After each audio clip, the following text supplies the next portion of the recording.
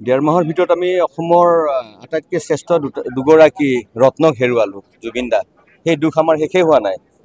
দীপক দাও গুচি গ'ল অকালতে। আমি খুব চেষ্টা কৰিছিলোঁ, বন্ধু মহলে ডক্টৰ চন্দন মোদক আছে, আমি খুব চেষ্টা কৰিছিলোঁ। আৰু এতিয়া শূন্য হৈ গৈছোঁ, খালী হৈ গৈছে হৃদয়, সময়, সমাজ, এই দুইগৰাকী ৰত্নক হেৰুৱাই পেলাই। আৰু এনেকুৱা ৰত্ন যে জন্ম হ'ব আমি সহজতে ভবা নাই এতিয়ালৈকে।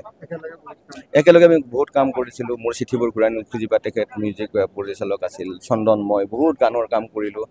আনকি যোৱাবাৰ সুস্থ হোৱাৰ পিছত প্ৰথম গানটোৱে চন্দনে গাইছিলে, দীপক দাই বাঢ়ি বজাইছিলে।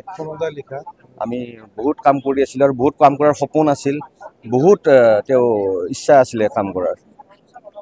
আনকি তেওঁ ষ্টুডিঅ'ত বাঁহী এটা বাকচ থৈ আহিছিলে বিষ্ণু কলিতা ষ্টুডিঅ'ত, যে আহি পেলাই তেওঁ বাঁহী বজাব আকৌ সুস্থ হৈ আহি। আৰু খুব মনোবল আছিলে মানুহজনৰ।